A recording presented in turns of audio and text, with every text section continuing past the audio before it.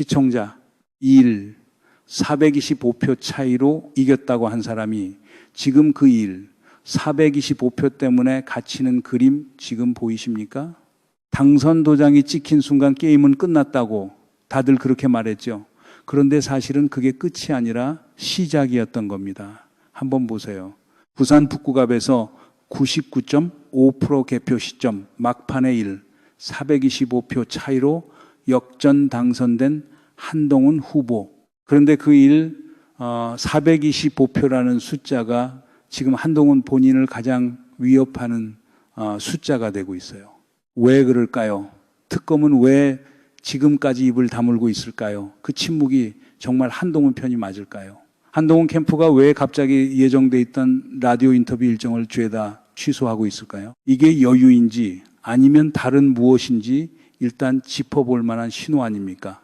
오늘 이 영상에서는 세 가지 층을 따라가 봅니다. 첫째, 표면에 지금 정확히 뭐가 잡혔는지.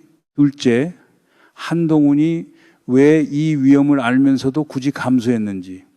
셋째, 그 다음에 어떤 그림이 펼쳐지는지 미리 한 가지만 짚어둘게요. 한동훈이 이긴 1, 425표라는 그 숫자가 일각에서 제기되고 있는 위장 전입 의혹의 규모와 거의 정확히 일치한다는 보도가 복수의 매체에서 나오고 있습니다. 우연일 수도 있어요. 그런데 우연이라긴 너무 깔끔하게 맞아떨어지는 그림이거든요. 1, 425표가 단순히 표차가 아니라 의혹 그 자체의 부피와 정렬되어 있다는 게 이 사건의 진짜 시작점입니다. 여기서 한 가지 처음부터 짚고 가야 할 게 있어요. 이건 단순한 부정선거 의혹 사건이 아닙니다. 검찰 정치시대의 마지막 청구서, 그게 지금 부산 북구갑에서 발송되고 있는 거예요. 여러분, 보수 주류 매체들이 이 1, 425표 의혹을 어떤 톤으로 다루고 있는지 한번 보세요. 거의 다루지 않거나 다뤄도 근거 없는 흠집내기라는 톤으로 흘려보내고 있죠. 같은 매체가 야권 인사의 사소한 사안에는 어떤 강도로 보도했는지 비교해 보시면 같은 매체에 맞나 싶을 정도로 온도가 다릅니다. 지상파 굿이 뉴스만 보고 있으면 이 구도는 절대 안 보여요. 그래서 오늘 직접 들여다보는 겁니다. 표면에 뭐가 잡혔는지, 그 아래 동기가 뭔지, 그 끝에 어떤 결과가 기다리고 있는지 세 층 차례대로 짚어봅니다. 먼저 표면, 숫자 자체부터 들여다봅시다. 부산 북구갑에서 한동훈은 무소속, 그것도 기호 6번으로 출마해서 43% 득표로 당선됐어요. 한번 생각해 보십시오. 무소속 후보, 그것도 6번이 40%를 넘기는 게 정상적인 그림입니까? 한국 선거사에서 이런 그림이 몇 번 있었습니까? 거의 없습니다. 그것만으로도 일단 부자연스러운 거예요. 거기다 부산이라는 도시의 특수성도 짚어볼 게 있어요. 경상도가 보수적인 건 다 아는 얘기지만 그래도 부산은 경상도 안에서 가장 변화 여지가 있는 도시입니다. 대구하고 다르게 부산은 항구 도시 특유의 개방성이 있고 발전 지향적인 정서가 있어요. 그런 부산에서 부산과 별 인연도 없는 검찰 출신이 그것도 무소속 6번으로 40%를 넘긴다는 그림, 이건 자연스러운 표심 흐름으로 설명되는 부피가 아닙니다. 무언가 인위적인 동원이 개입했다는 시각이 일각에서 제기되는 이유가 여기에 있는 거고요. 거기다 개표 패턴 자체도 짚어볼 게 있어요.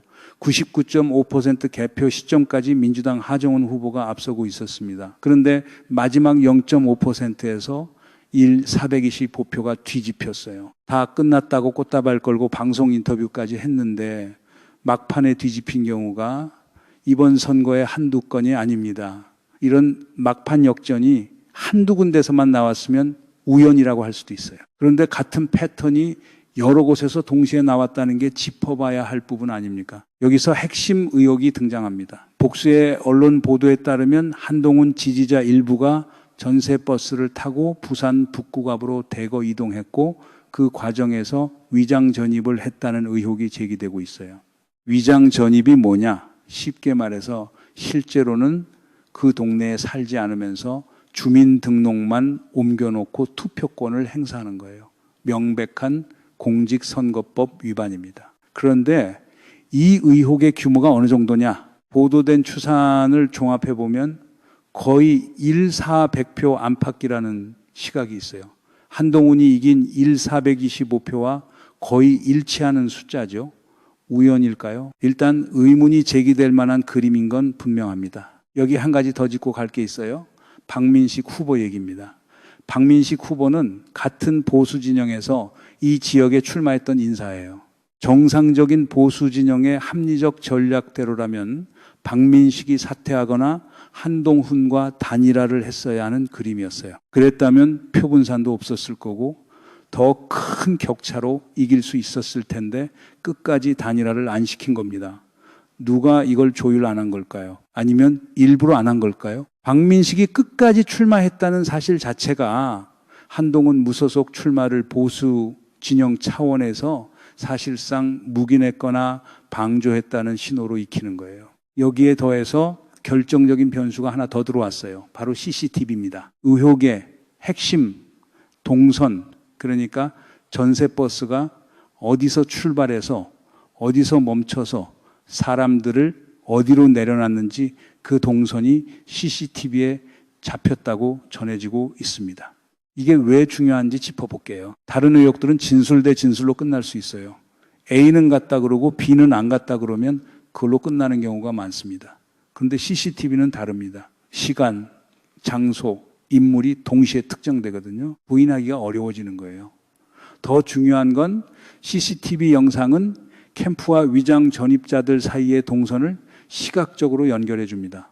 캠프에게 책임자나 주요 보직에 있는 사람들이 그 동선에 함께 등장한다면 단순한 개별 의혹이 조직적 동원 정황으로 격상되는 거예요. 꼬리가 길면 잡히는 법이거든요. 그리고 결정적인 신호 하나, 캠프 차원의 반응 패턴이에요.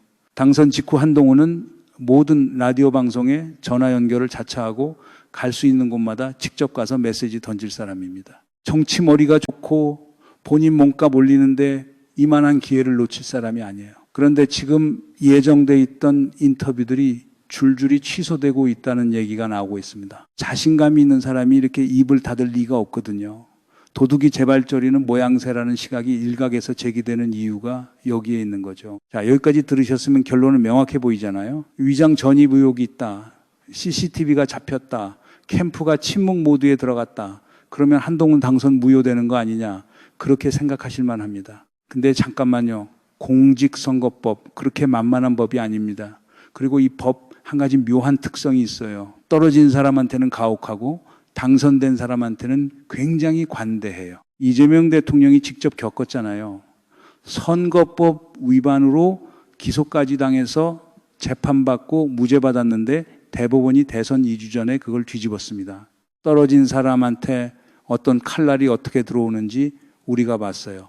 반대로 당선된 사람한테는 무효 판결까지 평균 3년 걸립니다. 한동훈 임기 다 채우고 나서야 결론 나오는 그림이에요.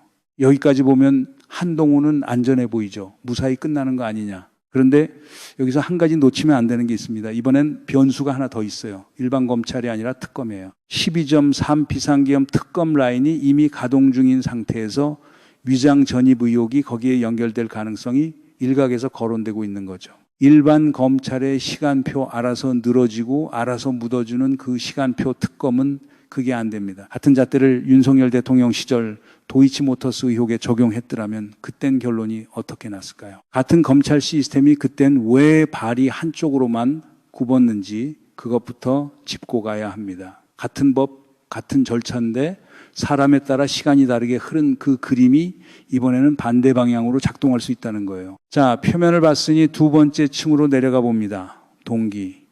한동훈은 왜 이런 위험을 알면서도 굳이 감수했을까요? 여기서 그림이 완전히 달라집니다. 첫째, 생존 배팅입니다. 한동훈한테 이번 선거는 정치 생사선이었어요. 떨어졌으면요, 그냥 정치 생명이 거기서 끝나는 거예요. 차기 대권은커녕 정당 활동도 어려워지는 그림이었습니다. 1,420 보표가 이 사람의 정치적 산소호흡기였던 거예요. 이 정도 절박한 사람이라면 본인이 직접 알았든 묵인했든 캠프 차원에서 자충수가 나올 가능성, 일각에서 제기되는 게 이상한 일은 아니죠. 둘째, 국민의힘 접수 시나리오. 이게 핵심입니다. 한동훈은 절대 신당, 창당 안 합니다. 입당원서 들고 갈 거예요. 국힘 안으로 들어가서 이 장동혁 체제를 흔들고 친한동훈계 배현진 같은 라인 결집시켜서 당을 본인 위로 끌어올리려는 계획이에요. 그래서 무소속으로 당선됐다는 그 사실이 한동훈한테는 가장 강력한 명분이 되는 거죠. 단일화 없이도 당선됐다, 나한테 정치력이 있다, 본인 팬덤이 있다, 이걸 입증해서 국힘안으로 강제 진입하려는 그림입니다. 그래서 425표가 그렇게 중요한 거예요. 한 표라도 더 받았으면 명분이 됐고, 한 표라도 모자랐으면 명분 자체가 무너지는 그 경계선이었던 겁니다. 셋째, 이준석과의 경쟁. 이준석은 본인 중심으로 보수 재건하려는 사람이에요. 한동훈이 들어오는 순간 이준석의 그 그림은 끝납니다. 한동훈은 이준석을 똥급 경쟁자로도 안 봐요. 본인 밑으로 들어오지 않으면 절대 안 받을 겁니다. 이준석 입장에선 한동훈 당선이 지금까지 가장 큰 악재인 거고요. 보수 진영 안에서 누가 누구를 어떻게 보는지 그 구도가 한 번에 정리되는 그림이에요.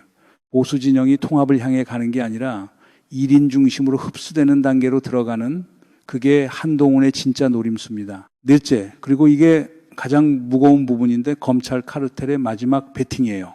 친윤계 잔존 세력, 검찰 출신 정치인 라인이 한동훈이라는 카드 하나의 모든 걸 걸고 있는 그림입니다. 박민식 사퇴 안 시키고 단일화 안 시키고 한동훈 무소속 출마를 사실상 방조하다시피 한 그 패턴. 우연이라고 보기엔 같은 시점에 같은 메시지가 같은 방향으로 너무 정확히 정렬돼 있었거든요. 누가 이득을 보는지 그 질문 하나만 따라가도 그림은 정리됩니다. 한동훈 당선되면 국힘 흡수 시도 들어가고 국힘 흡수되면 차기 대권 카드 만들어지고 차기 대권 카드 만들어지면 12.3 책임 규명 라인이 흔들리는 그 도미노가 처음부터 설계되어 있었던 거예요. 여기에 한 가지 비유 하나만 던지고 가겠습니다. 삼국지에서 조조가 그랬죠. 어찌하여 천하를 안정시킬 자가 나밖에 없는가. 한동훈이 지금 부산 북구갑에서 그리고 있는 그림 딱 그 화법이 그대로 보이는 그림이에요. 그리고 보수 진영 안에서 한동훈의 약점이 빤히 보이는데도 아무도 그 얘기를 못 꺼내는 분위기 벌거벗은 임금님 행차 보고 있는 기분이 드는 분들 많을 겁니다. 누가 옷 안 입었다고 한마디 해줘야 할 상황인데 다들 입을 다물고 있는 거죠. 자, 이제 이 영상에서 가장 중요한 한 줄을 짚고 가겠습니다. 삼국지 적벽대전 아시잖아요. 100만 대군이 동남풍 한 번에 무너진 그 전투. 핵심은 전력 차이가 아니었어요.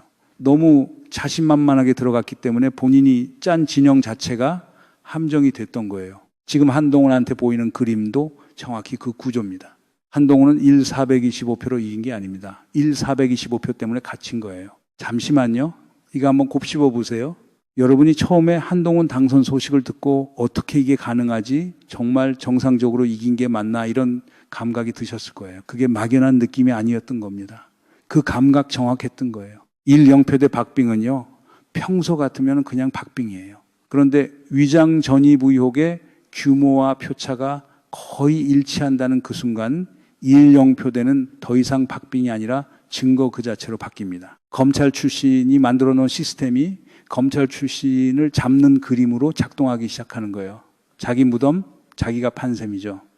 이게 어이가 없는 게 한동훈은 정치머리 좋은 사람입니다. 본인이 검찰 안에서 어떤 시스템이 어떻게 작동하는지 누구보다 잘 아는 사람이에요. 그런데 그 시스템이 본인 쪽으로 돌아올 때 어떻게 작동할지는 보지 못한 거죠. 권력에 가까이 갔다고 생각하는 순간이 사실은 가장 노출되는 순간이거든요.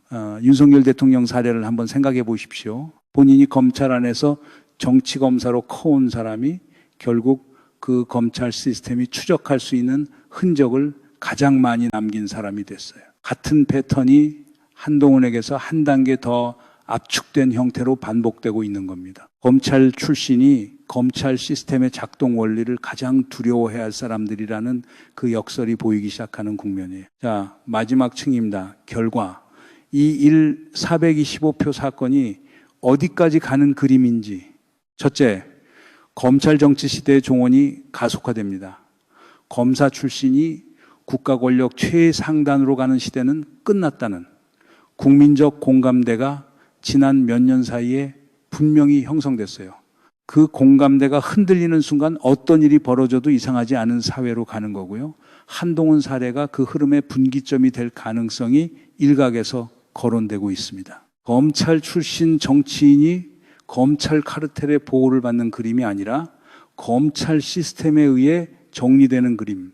이게 만약 현실화되면 의미가 단순한 한 명의 의원 자격 박탈을 훌쩍 넘어섭니다. 그리고 짚고 갈 게 있어요. 425표 의혹을 이 정도 강도로 다루는 매체들이 12.3 비상계엄 책임 규명에는 어떤 톤으로 임했는지 한번 비교해 보시면 같은 매체 맞나 싶을 정도로 온도가 다릅니다. 어떤 사안에 침묵하고 어떤 사안에 침을 튀기는지 그것만 봐도 진영의 무게중심이 어디 있는지 보여요. 둘째, 보수 진영 분열이 가속됩니다. 한동훈, 장동혁, 이준석 세 갈래로 쪼개지는 그림이에요. 보수 카드 한 장이 늘어난 게 아니라 카드 자체가 흩어지는 거죠. 사공이 많아져서 배가 어디로 가는지도 모르는 그림인 거예요. 단기적으로는 원내대표 선거가 분기점입니다. 친윤계는 성일종을 밀고 합리적 보수 라인은 김도읍이나 김상훈을 거론하고 있다고 전해지고요. 누가 되든 한동훈 입당 문제가 그다음 폭탄으로 대기 중입니다. 장동혁 체제가 흔들리지 않는 한 한동훈 입당은 쉽지 않다는 시각이 우세하고 그러는 사이에 한동훈은 무소속 의원 신분으로 외부에서 계속 압박을 넣을 겁니다. 이게 국힘 입장에선 가장 골치 아픈 시나리오예요. 안 받자니 명분이 약하고 받자니 당이 통째로 한동훈 위로 끌려가는 그 진퇴양난의 함정에 보수 진영이 통째로 들어가고 있는 그림입니다. 여기에 평택을 사례까지 같이 봐야 그림이 완성됩니다. 평택을 해서 보수 후보 유이동이 당선됐는데요. 그 지역에서 추미애 경기도지사가 57% 받았다는 사실, 이건 원래 진보 진영이 이기는 지역이란 뜻이에요. 그런데 민주당 김용남 28%, 조국 27% 진보 진영이 거의 반반 갈라지면서 보수 후보가 가운데로 살아남은 그림이 된 거죠. 진보가 분열되면 보수가 살아남는 그 단순한 산수가 그대로 적용된 케이스입니다. 이게 한동훈 사건과 어떻게 연결되냐. 보수 진영이 위장 전입 같은 무리수를 쓰지 않아도 진보 진영이 분열만 해주면 의석을 가져갈 수 있는 구조가 여전히 살아있다는 신호예요. 그래서 한동훈 사건은 단독 사건이 아니라 진보, 보수, 구도 전체의 거울 같은 사건이 되는 거고요. 셋째, 민주당 측 대응 구도. 한동훈의 1대1로 맞설 카드를 정리하는 작업이 곧 시작될 겁니다. 차기 당대표, 선거 정청래, 송영길, 김민석 이 세 분의 경쟁이 그 시점과 정확히 맞물려요. 누가 한동훈과 가장 잘 싸울 수 있는지가 결국 당대표 선택의 기준 중 하나가 될 가능성이 큰 거고요. 김민석 총리의 분석력, 송영길 전 대표의 정치 경험, 정청래 현 대표의 메시지 전달력이 세 가지가 한동훈이라는 한 사람을 상대로 어떻게 조합되느냐가 향후 1년 정치 지형을 좌우할 변수입니다. 건강한 노선 정리 과정이 곧 시작되는 그림인 거죠. 여기에 호남 권리당원 구도까지 같이 보면 그림이 한층 더 복잡해집니다. 정청래 대표 입장에서 호남이 지난번 당대표 선거 때는 힘을 실어줬는데 이번 평택을 결과 진보 표가 갈라지면서 보수 후보가 살아남은 그 결과가 호남 안에서 어떻게 평가되느냐가 변수예요. 김관영 전 전북지사, 김영록 전 전남지사 같은 호남 인사들이 정청래 라인의 강한 비토 그룹으로 자리 잡았다는 시각이 일각에서 거론되고요. 그 비토 정서가 다음 당대표 선거 때 김민석이나 송영길 쪽으로 결집될 가능성이 한동훈을 1대1로 상대할 카드를 정리하는 과정과 정확히 맞물려 돌아가는 그림입니다. 그러니까 한동훈 한 명의 당선이 민주당 내부 권력 구도까지 같이 흔드는 그 연쇄 반응이 이미 시작된 거예요. 처음에 제가 이렇게 물었습니다. 425표로 이겼다는 사람이 지금 그 425표 때문에 갇히는 그림 보이시냐고. 그때는 그냥 도발적인 질문 같았을 거예요. 그런데 여기까지 같이 따라오신 여러분은 이제 그게 도발이 아니라 정확한 묘사였다는 걸 보고 계실 겁니다. 표면에선 425표가 작은 승리였어요. 동기를 들여다보면 425표가 한동훈 야망의 입구였습니다. 결과까지 따라가 보면은 425표가 검찰 정치 시대의 마지막 청구서가 되는 거고요. 같은 숫자가 영상이 진행되는 동안 의미가 3번 바뀌었습니다. 그게 바로 이 사건의 진짜 크기인 거예요. 작은 숫자처럼 보였지만 사실은 한국 정치한 시대의 무게를 다 짊어진 숫자였던 겁니다. 한동훈은 내일 아침부터 라디오에 다시 나오기 시작할 겁니다. MBC 시선집중, CBS, 박성태, 뉴스쇼 어디든 갈 거예요. 그러면서 지금 자기 발목을 잡고 있는 그 일, 425표 얘기, CCTV 얘기는 한마디도 안 할 겁니다. 오로지 이재명 대통령만 공격할 거예요. 시간을 끌면 끌수록 묻혀지길 바라는 그림이거든요. 근데 그 시간이 정말 한동훈 편일까요? 아니면 특검 편일까요? 침묵의 무게는 시간이 갈수록 가벼워지는 게 아니라 더 무거워지거든요. 그 답이 어디서 어떻게 나오는지가 다음 국면의 핵심입니다. 그리고 그 다음 국면은 우리가 생각하는 것보다 훨씬 빨리 옵니다. 이 흐름이 어디까지 가는지 같이 추적하고 싶으시다면 구독 부탁드립니다. 다음 국면 놓치지 않으시려면 알림 설정도 같이 해주세요. 여러분들 이 사안을 어떻게 생각하십니까? 여러분들의 견해를 댓글로 많이 남겨주시기 바랍니다. 감사합니다.